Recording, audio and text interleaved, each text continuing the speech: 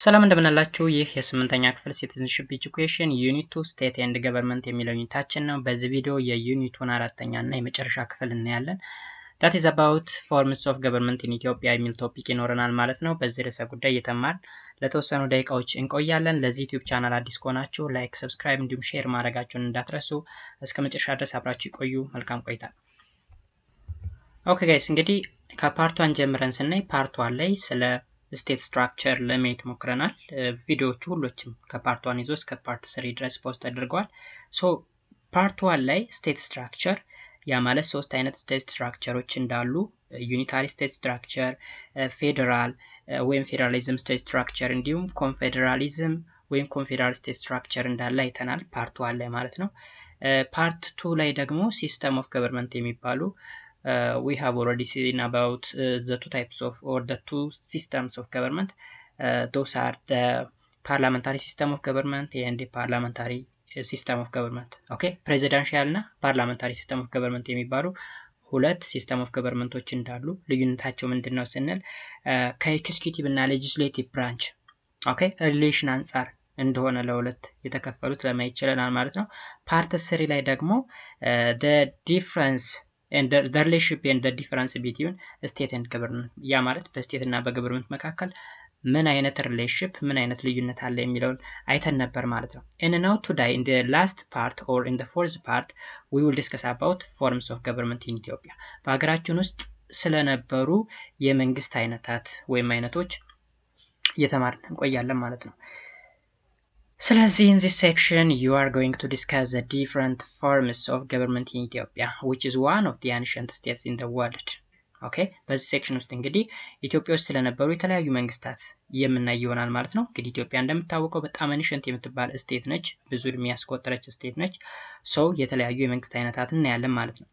The country governed by the different forms of government. Let us see those different governments. እንግዲህ ሀገሪቱ በተለያዩ የመንግስት አይነቶች ገቨርን ስትደረግ ወይም ስትተዳደር ኖራለች።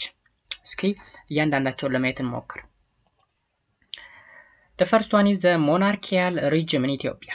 ሞናርኪያል ማለት የንጉሳዊ የምንለው ማለት ነው። ስለዚህ እስኪ የንጉሳዊ መንግስት በኢትዮጵያ ምን ይመስል ነበር? Okay. The imperial system has existed until the 1974 in the country. The imperial form of government was a monarchical with absolutist and centralized administration. እንግዲህ ኢምፔሪያል ሲስተም የሚባለው ወይም የሞናርኪያል ሪጅም የሚባለው እስከ 1974 ወይም ደርግ እስከመጣበት ድረስ የቆየ የመንግስት አይነት ነው ማለት ነው። በዚህ ጊዜ እንግዲህ ኢምፔሪያል ፎርም ኦፍ ገቨርንመንት ይባላል። ያ ማለት ሞናርኪው ወይም ንጉሰ ነገስቱ አብሶሉት ፓወርን የያዘ እንዲሁም ሴንትራላይዝድ የተደረገ አድሚኒስትሬሽን ወይም ማስተዳደር አይነት እንደነበረ ይነግረናል። It was a power. Okay, it was power was transferred for descendants of the emperor. ስልጣንም የሚተላለፈው እንግዲህ በዘር ነው። ያ ማለት ንጉሱ ከስልጣን ከለቀቀ ወይም ከሞተ የሚተካው ልጁ ነው ማለት ነው። In line to this, the 1931 Constitution of the Ethiopian Article 4 stated that the throne and the crowns of the emperor shall be transmitted to the descendants of the emperor pursuant to the laws of the imperial house.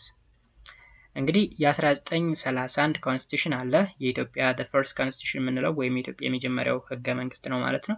በዚህ ህገ መንግስት አንቀጽ 4 ድንጋጌ መሰረት ትሮን ኤንድ ክሮን የምንለው ያ ማለት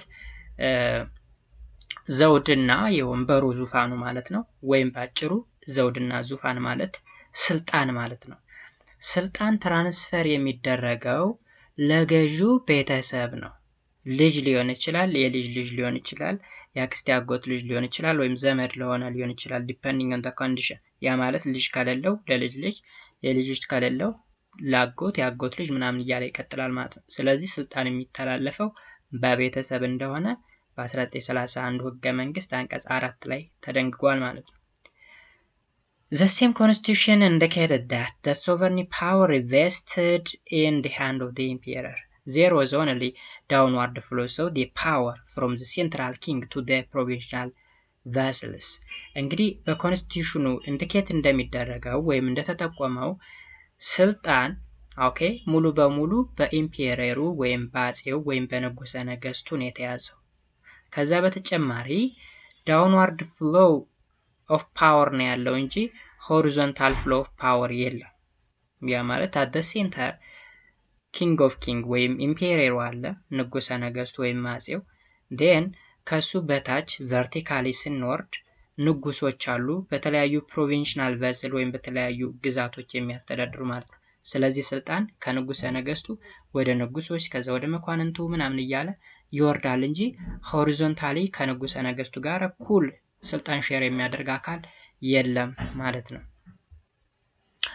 The emperor was the law enforcer. Okay? I mean, the emperor was the law of the enforcer, lawmaker, partly adjudicator. Okay? እዚህ ጋር adjudicator ስንል ምን ማለታችን ነው? መወሰን የሚችል ወይም ባጭሩ ኢንፎርሰር ማለት ኤክስኪዩቲቭ ማለት ነው፣ ህግ አስፈጻሚ ነው። ሎሜከር ስንል ደግሞ the legislative part ማለት ነው፣ ወይም ህግ ማውጣት ማለት ነው። and adjudicator ስንል ደግሞ ህግ ማስፈጸም ህግ መተርጎም የሚችል ወይም መወሰን የሚችል ማለት ነው። ሶስቱ የመንግስት አካላት የሚባሉት ህግ አስፈጻሚ፣ ህግ አውጭና ህግ ተርጓሚ በሙሉ በማን እጅ ነው ያሉ? በኢምፔረሩ። ኦኬ Hence, the emperor had a personalized power with a unitary state structure. So, the constitution depicts two-chambered parliament, namely the chamber of senate, also known as የህግ መወሰኛ ምክር ቤት, and the chamber of deputy, also known as የህግ መምሪያ ምክር ቤት. Law-making power was controlled by the emperor. እንግዲህ በዛ ዘመን በኮንስቲቱሽን እንደተጠቀሰው እንግዲህ ሁለት ቻምበሮች አሉት ፓርላማ። እሱም ቼምበር ኦፍ ሰኔት እና ቼምበር ኦፍ ዲስፒዩቲ ወይም ባጭሩ የህግ መወሰኛ ምክር ቤት እና የህግ መምሪያ ምክር ቤት የሚባሉ ነበሩ ማለት ነው። ኦኬ ግን ያው አብዛኛውን ስፔሻሊ የሎ ሜኪንግ ፓወሩ በማን ነው ኮንትሮል የሚደረገው? በኢምፔሪየሩ ወይም በአጼው ነው ማለት ነው። ላይክ ለምሳሌ ናይዳይስ ኢትዮጵያ ውስጥ ያሉ ምክር ቤቶች ሁለት ምክር ቤቶች ናቸው። የተወካዮች ምክር ቤት ወይም ዲ ሃውስ ኦፍ ፒፕል ሪፕሬዘንታቲቭ የሚባለው እና ዋት ይኮል ደ ሃውስ ኦፍ ፌዴሬሽን ወይም የፌዴሬሽን ምክር ቤት የምንለው ማለት ነው። ልክ በዛ ዘመንም እነዚህ ሁለቱ ነበሩ ማለት ነው። ኦኬ Peoples of the country had subject status and members are nominated by the emperor to sit in the chamber of senate. እንግዲህ ሴኔቱ ላይ ወይም የህግ መወሰኛ ምክር ቤት ላይ የሚቀመጡ ሰዎች ኖሚኔት የሚደረጉ ወይም የሚመረጡት እና እዛ ስልጣን ላይ የሚቀመጡት በአጼው አማካኝነት ወይም በንጉሰ ነገስቱ አማካኝነት ነው ማለት ነው። The second types of government in Ethiopia was the military regime in Ethiopia. ሚሊታሪ ኦኬ ወታደራዊ መንግስት ማለት ነው። The long persistent feudal systems in Ethiopia was ended with the coming of the Derg regime into power.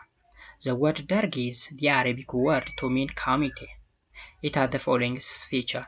እንግዲህ ለረጅም ዘመን የኖረው ፊውዳል ሲስተም ወይም ሞናርኪያል ሲስተም ደርግ ከመጣ በኋላ ሊጠፋ ችሏል ማለት ነው። ደርግ አረበኛ ነው፣ ትርጉሙም ኮሚቴ ማለት ነው። ስለዚህ የደርግ መንግስት የሚከተሉት መገለጫዎች አሉት። የመጀመሪያው emerged to the military and dictatorial forms of government in Ethiopia. ምን አይነት መንግስት ነው? ሚሊታሪስቲክ ወይም ወታደራዊ እና ዲክታቶሪያል ወይም ፈላጭ ቆራጭ የሆነ መንግስት ነበር። adopted unitary state structure. ዩኒታሪ ስቴት ስትራክቸር እንግዲህ ሶስት አይነት ስቴት ስትራክቸር አሉ። ዩኒታሪ፣ ፌደራል እና ኮንፌደራል ብለናል። ሶ ዩኒታሪ የሚባለውን ስቴት ስትራክቸር የሚከተልም ነበር። replace the feudalism and monarchical system by the socialism and presidential systems of the government respectively. ፊውዳሊዝምን በማን ተካው? በሶሻሊዝም። ኦኬ ፊውዳሊዝም የሚባለው ስርዓት በሶሻሊዝም and monarchical ደግሞ በፕሬዚዳንሻል ሲስተም ተተካ ማለት ነው። ፊውዳሊዝም ማለት is a form of government ነው፣ የሚያስተዳድረው ሞናርኪው ወይም ንጉሰ ነገስቱ ነው። ሶሻሊዝም የምንለው ሌላ ፎርም ኦፍ ገቨርንመንት ነው፣ የሚያስተዳድረው ፕሬዚዳንቱ ነው። ሶ ሪስፔክቲብሊ ሲል እሱን ለመጥቀስ ነው። ፊውዳሊዝም እና ሞናርኪያል አንድ አይነት የተያያዙ ናቸው፣ ሶሻሊዝም እና ፕሬዚዳንሻል የተያያዙ ናቸው ማለት ነው። ያ ማለት ለምሳሌ አፄ ኃይለ ሥላሴ ሞናርኪ ናቸው፣ እንደ መንግስታቸው ደግሞ ፊውዳሊዝም አይነት ነው። ዴን ይሄ ደግሞ በሶሻሊዝም ወይም በደርግ መንግስት ተተካ። ሶሻሊዝሙን ደግሞ የሚመራው ፕሬዚዳንት ነው። እሱም ፕሬዚዳንቱ መንግስቱ ኃይለማርያም ነበረ ማለት ነው። ኦኬ ወይም ኮሎኒያል መንግስቱ ኃይለማርያም የምንለው ማለት ነው።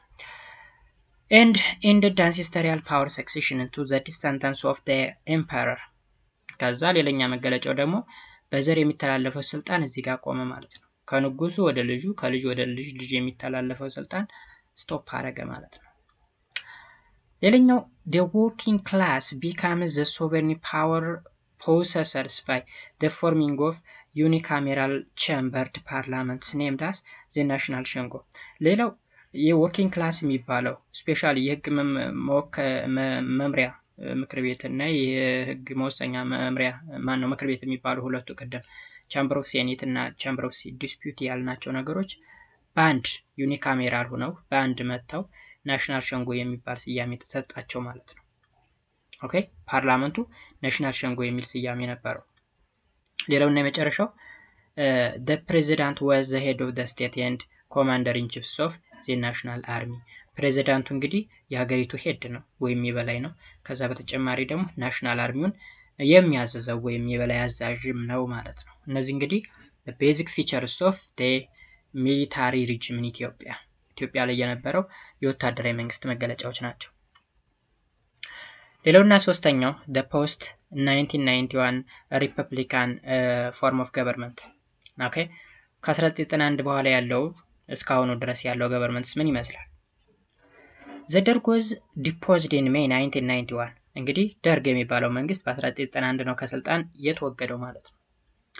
following that Ethiopia adopted the republican forms of government with a parliamentarian systems of government in 1991 ከዛ በኋላ እንግዲህ ኢትዮጵያ ሪፐብሊካን የሚባል የመንግስት አይነት ልትከተል ችላለች። ያ ማለት ፓርላመንታሪ ሲስተም ኦፍ ገቨርንመንት በፓርላማ ማለት ነው። ከመቼ ጀምሮ? ከ1991 እንደ ኢሮፒያን አቆጣጠር ማለት ነው። ወይም በእኛ በ1983 እንደማለት ነው። a republic is a type of government in which a state is ruled by citizens representative ኦኬ ሪፐብሊክ ስንል ሀገሪቱ የምትመራው ህዝብ ወይም ዜጋ በወከለው አካል ነው እንጂ በማንኛውም አካል አይደለም። ሶ እኛ እንደ ዜጋ ይመራናል ያለውን ፓርት እንመርጣለን። ከዛ አካል ምን ያደርጋል? ሩል ያደርጋል ማለት ነው። ይህ ሪፐብሊክ ይባላል። The main tools for participating republicanism is to hold free, fair and periodic election. ኦኬ ሪፐብሊካን ወይም ሪፐብሊክ ስንል ደግሞ ፍሪ ሆነ ፌር የሆነ ፔሪዮዲክ የሆነ ኤሌክሽን ተካሂዶ ነው ሀገሪቱን ሊያስተዳድር ሊመራ የሚችል ማለት ነው። To that end, a series of elections has been held in the country since the change of the regime in 1991, despite their limitation.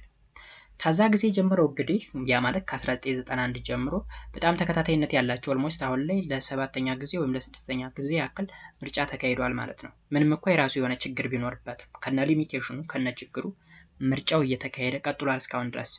There were a complaints of one party dominancy, election rigging and corruption. እንግዲህ ሊሚቴሽን ስንል ኦኬ ከነ ሊሚቴሽኑ እንኳን ቢሆን ምርጫ እየተካሄደ ነው ስንል አንደኛ የአንድ ፓርቲ የበላይነት አለ። ኦኬ ያ ማለት የሚመራው ፓርቲ የበላይ ሆኖ ምርጫው እንዲጭበረበር ወይም ኮራፕሽን እንዲኖረው ምናምን የማድረግ ነገሩ እንዳለ ነው። ግን ኢሌክሽን የሚባለው ነገር አለ ማለት ነው።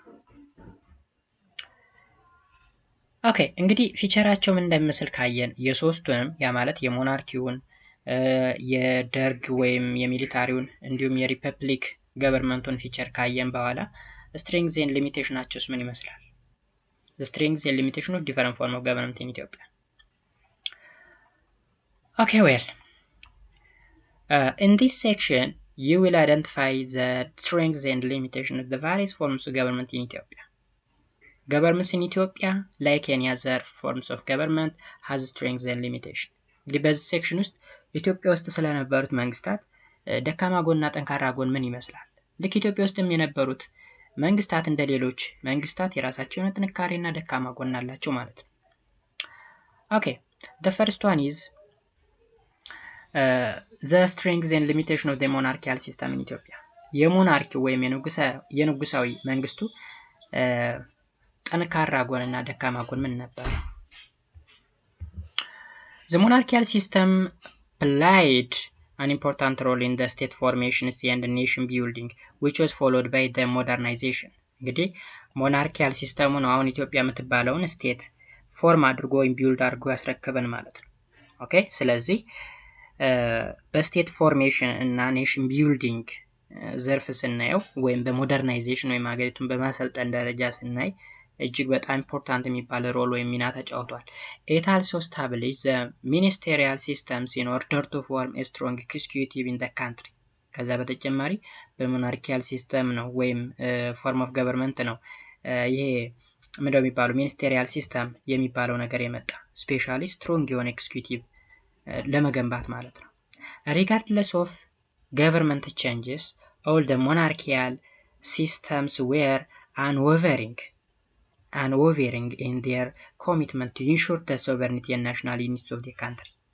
እንግዲህ የፈለገ የሞናርኪያል ሲስተም የተለያዩ መንግስታት ቢቀያየሩ አንዱ አጼ ከአንዱ አጼ ወይም አንዱ ነገሰ ነገስት ከሌላው ንጉሰ ነገስት እየተቀያየረ ቢመጣም እንኳን የሀገርን ሉዓላዊነትና የሀገርን አንድነት በመጠበቅ አንጻር የማይወላውል እዚህ ጋር አንኦቨሪንግ ማለት የማይወላውል ወደ ወዲህ የማይል ጠንካራ ማለት ነው። ኦኬ ጠንካራ የሆነ ኮሚትመንት ወይም ቆራጥነት ነበራቸው። you can look at the Adwa victory which becomes a symbol of independence for all black peoples around the world and was the results of the Ethiopian patriotism። እንግዲህ ይህን ለምሳሌ የአድዋን ቪክቶሪ ወይም ድል መውሰድ ትችላላችሁ። የአድዋ ድል የተገኘው በደርግ ሪጅም ወይም ደግሞ በሪፐብሊካን ገቨርንመንቱ አይደለም፣ ራዘር በሞናርኪያል ሪጅሙ ነው ማለት ነው። ኦኬ ያ ማለት በአጼ ምኒልክ ዘመነ መንግስት የተገኘ ነው የአድዋ ቪክቶሪ።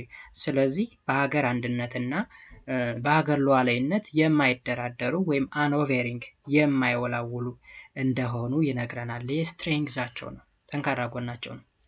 furthermore diplomatic success contributed in the formation of the continental organizations and the hostings of the current African Union. as a result አዲስ አበባ has become the African capital city። ከዛ በተጨማሪ ደግሞ የዲፕሎማቲክ ሰክሰስ ኦኬ ከሌሎች ሀገሮች ጋር ያላቸው ሪሌሽን ወይም የፎሬን ሪሌሽን የምንለውም ከፍተኛ ስራ ተሰርቶበታል። በዚህ ምክንያት ኮንቲኔንታል የሆነ ኦርጋናይዜሽን ላይክ እንደ አፍሪካ ዩኒየን አዲስ አበባ ላይ እንዲመሰረቱ ተደርጓል። በዛ ምክንያት አዲስ አበባ እንግዲህ የአፍሪካ ካፒታል ሲቲ ወይም የአፍሪካ ዋና ከተማ እንድትሆን አስችሏታል ማለት ነው። Despite the fact that the constitutional system is still in its infancy, the foundations of written constitution in 1931 laid remarkable foundation። አይታችኋል። ምንም እንኳን አሁን ላይ ያለው ህገ መንግስታችን እንጭጭ ቢሆንም ገና ያልዳበረ ገና በትክክል ስራ ላይ ያልዋለ ህገ መንግስት ቢኖረንም እንኳን የ1931 ህገ መንግስት አሁን ላይ ላለው ህገ መንግስት መመስረት ከፍተኛ የሆነ አስተዋጽኦ አድርጓል። የ1931 ደግሞ የሞናርኪያል ኮንስቲቱሽን ነው። እያወራን ያለ ነው ስለ ሞናርኪ ስለሆነ ማለት ነው። ስለዚህ በሞናርኪው ዘመን ወይም በንጉሰ ነገስቱ ዘመን የተጀመረው የኮንስቲቱሽን ወይም የህገ መንግስት ምስረታ አሁን ላይ ላለው ከ1931 የተሻለ ህገ መንግስት ለሚባለው ምንም እኮ ያሁኑ ራሱ ዳትማች ምንድነው የሚባለው ያደገ ወይም ትልቅ ደረጃ የደረሰ ዴሞክራቲክ ነው የምንለው ባይሆንም ግን የተሻለ ነው ከ1931 ማለት ነው። ለሱ ፋውንዴሽን መሰረት ጥሏል ማለት ነው። However, the process of establishing state and nation building has not been completed. In the most way, it ignored the diversity of the country's people.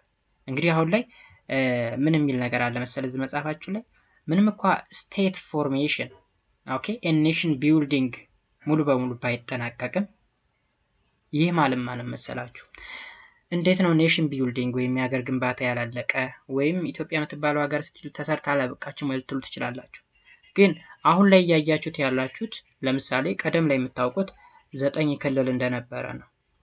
9 ክልል ኦኬ ከትግራይ ይዞ እስከ ሐረሪ እስከ 9ኛው ክልል ማለት ነው። ትግራይ፣ አፋር፣ አማራ፣ ኦሮሞ፣ ከዛ ሶማሌ፣ ከዛ ደቡብ፣ ከዛ ሐረሪ፣ ጋምቤላ፣ ቤንሻንጉል እነዚህ ነበሩ ቀደም የሚታወቁ ክልሎች። አሁን ግን ደቡብ ብትንትን ብሎ ሌላ 3 ክልሎች ምናምን ተጨምረው ወደ 12 እያደገ ነው። ብዙ ዞኖች የክልልነት ጥያቄ እየጠየቁ ነው። ኔሽን ቢልዲንግ ላይ ነው ማለት ነው።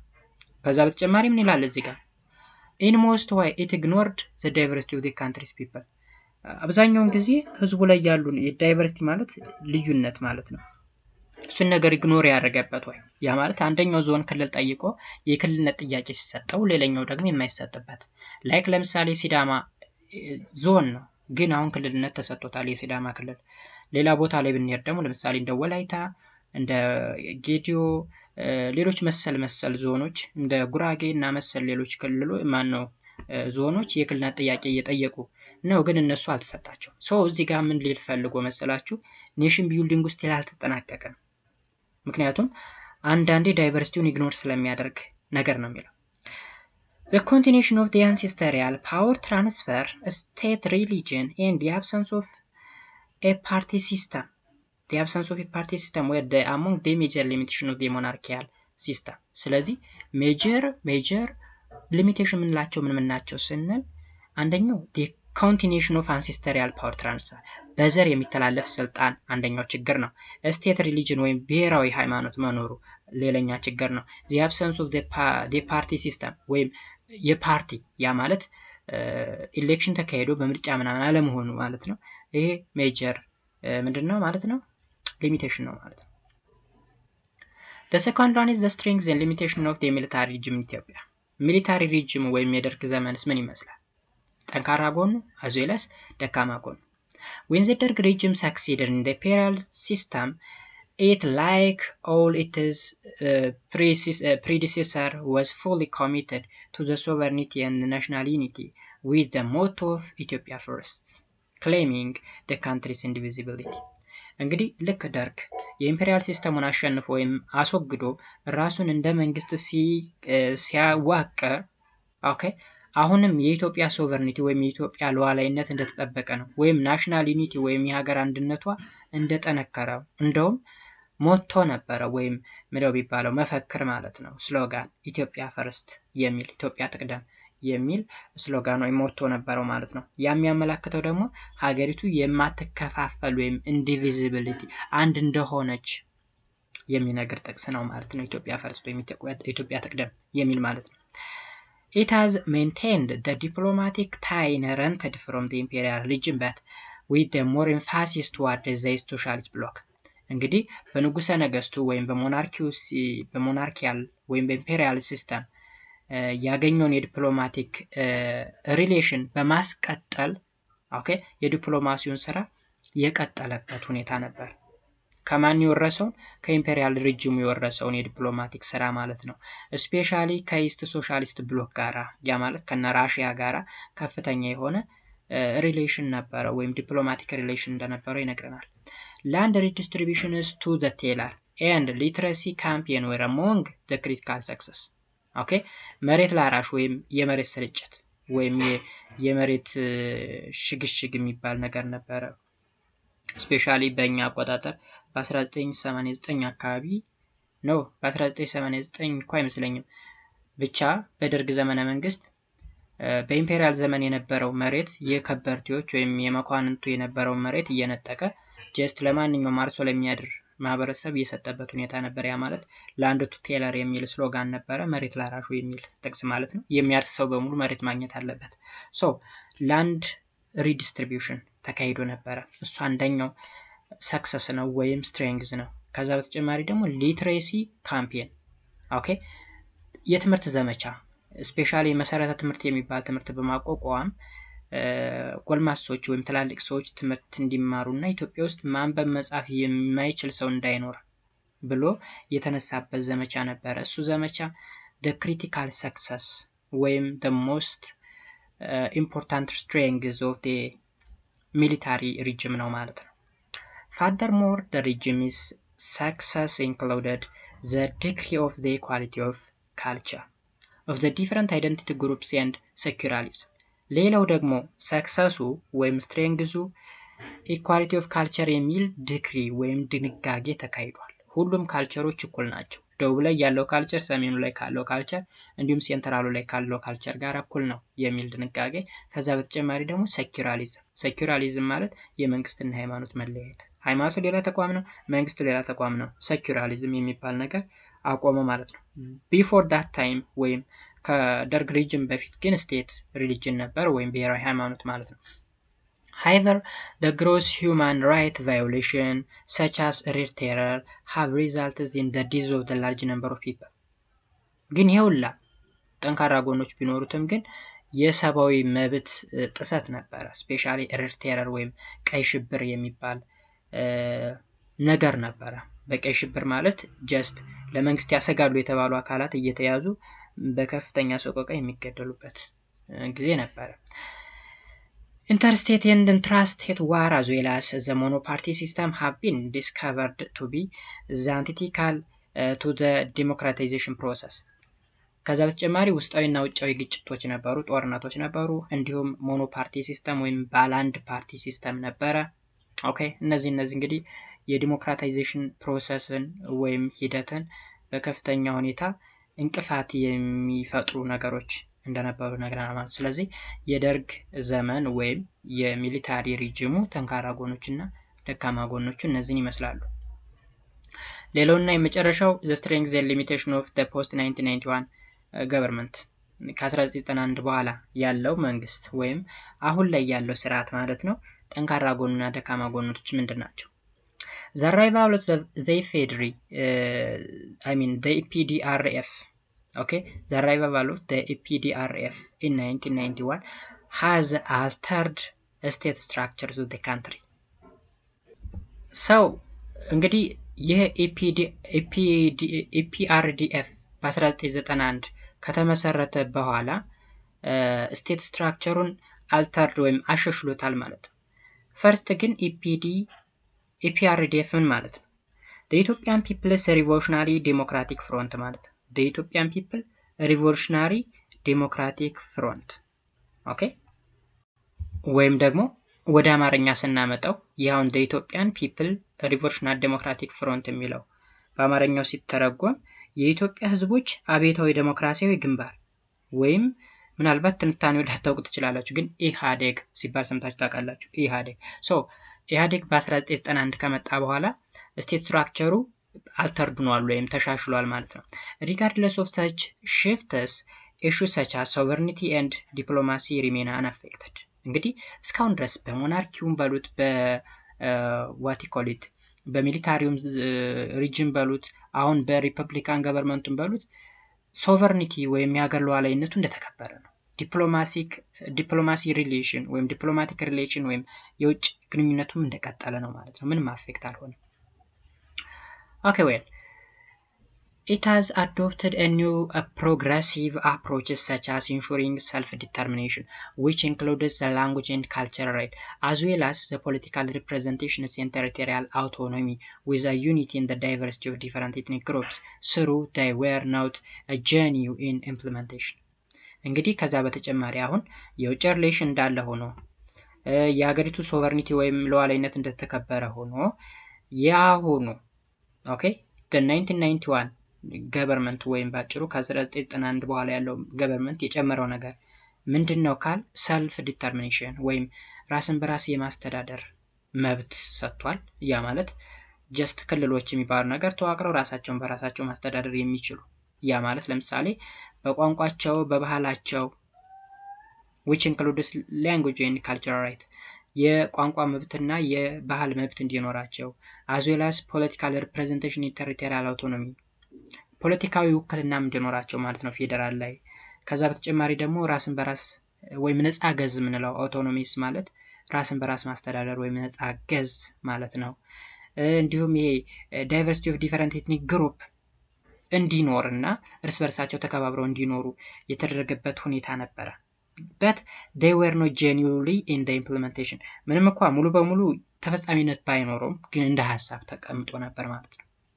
ኦኬ ወይም ከቀደሙ በተሻለ ሁኔታ ሰው የዲሞክራሲ ስራ ግንባታ እንግዲህ በፕሮሰስ ነው በሂደት ነው እንጂ በአንዴ ዲሞክራቲክ ካንትሪ መገንባት አይቻልም።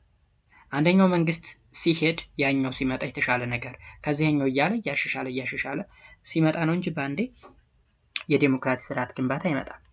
infrastructural developments and secularism must be recognized. ኦኬ ከዛ በተጨማሪ የተለያዩ መሰረተ ልማቶች ግንባታ ነበረ። ሴኩላሪዝም ወይም የመንግስትና የሃይማኖት መለያየት የሚባሉ ነገሮች ከፍተኛ ተጽዕኖ ተሰጥቷቸው የነበሩ ነገሮች ናቸው። አሁን ለምሳሌ currently ሃይማኖት በመንግስት ጣልቃ አይገባም መንግስትም በሃይማኖት ጣልቃ አይገባም የሚል ወይም ሴኩላሪዝም የሚል አይዲዮሎጂ ነው የምንከተለው ግን አይገባም ወይ ሪያሊቲውን የምናየው ነው ጣልቃ ሲገቡ እናያለን ኦኬ ስፔሻሊ መንግስት በሃይማኖት ውስጥ ጣልቃ ሲገባ እናያለን ኦኬ despite in the fact the implementation of problems of the federalism has resulted in the heightened extremism followed by the conflict displacement and the like እንግዲህ እነዚህን ላይ የጠቀስናቸው ነገሮች አሉ ስንል ሙሉ በሙሉ just ፍሪ በሆነ way ወይም ያለምንም ተጽዕኖ ይፈጸማሉ ማለት አለ ለምሳሌ የኢንፍራስትራክቸር ዴቨሎፕመንት ወይም የመሰረተ ልማት እድገትን ብንወስድ ወይም ሴኩላሪዝም ወይም የመንግስትና የሃይማኖት መለያየት የሚባለው ነገር ብንወስድ የባህል እኩልነት ወይም የቋንቋ እኩልነት ምናምን የመሰሉት ነገሮች አሉ ስንል ሙሉ በሙሉ ተፈጻሚነት አላቸው ማለታችን አይደለም ኦኬ ስፔሻሊ ፌደራሊዝም የሚባለው ስርዓት ማለት ነው ላይ የምናወራቸው ነገሮች በሙሉ ስለ ፌደራሊዝም ስርዓት እያወራን ምክንያቱም የቋንቋ እኩልነት ካልን ራስን በራስ ማስተዳደር ክልሎች ራሳቸውን በራሳቸው ማስተዳደር ይችላሉ ክልልና ፌደራል የሚባል ነገር አለ እምል ከሆነ ስለ ፌደራሊዝም እያወራን ሶ ስለ ፌደራሊዝም ስናወራ ኢምፕሊሜንቴሽኑ ወይም ተፈጻሚነቱ በትክክል ተፈጽሟል ማለታችን አይደለም ምክንያቱም እዚህ ላይ there are so many conflicts በርካታ ግጭቶች አሉ ነው ይደይስ የምታዩት ነገር ነው ክልል ከክልል ኢቭን ፌደራል መንግስቱ ከክልሎች ጋር ኮንፍሊክት ሲፈጠር ታዩታላችሁ ከዛ በተጨማሪ ዲስፕሌስመንት አለ ወይም መፈናቀሎች አሉና የመሳሰሉ ችግሮች አሉ ማለት ነው ስለዚህ እነዚህ ምኖች ናቸው ድሮባክ ወይም ደካማ ጎኑ ነው ማለት ነው ኮንፍሊክት ዲስፕሌስመንት የሪስፐርስ ወይም የሲቪል ዋር ማለትም ይቻላል የሪስፐርስ ጦርነት እና ዲስፕሌስመንት ወይም መፈናቀል አሁን ላይ ያለው መንግስት ደካማ ጎኖቹ ናቸው ማለት ነው ኦኬ ስለዚህ ጋይስ እንግዲህ አጠቃላይ ዩኒቱ ይሄን ይመስል ነበር ስቴት ኤንድ ገቨርንመንት የሚለው ቶፒካችን ወይም ዩኒታችን በዚህ ያበቃል ማለት ነው በሚቀጥለው እንግዲህ በዩኒት 3 ዲሞክራሲ በሚለው ዩኒት የምንገናኝ ይሆናል ከዛ በተጨማሪ እዚህ ጋር ሪቪው ኤክሰርሳይዝ አለ ሪቪው ኤክሰርሳይዝ እንግዲህ ሪቪው ኢትዮጵያን ኤጁኬሽን ኤክሰርሳይዝ የሚል አካውንት አለ ከስር ላይ ከዚሁ ከዋናው ዩቲዩብ አካውንት ስር ላይ ተቀመጠ እሱን ሰብስክራይብ በማድረግ ጥያቄዎችን ማግኘት ትችላላችሁ ማለት ነው እነዚህን ጥያቄዎች በዛኛው አካውንት የምሰራላችሁ ይሆናል በሚቀጥለው በዩኒት 3 ከምንገናኝ በእያላችሁ በሰላማችሁ ይብዛ መልካም ጊዜ ባይ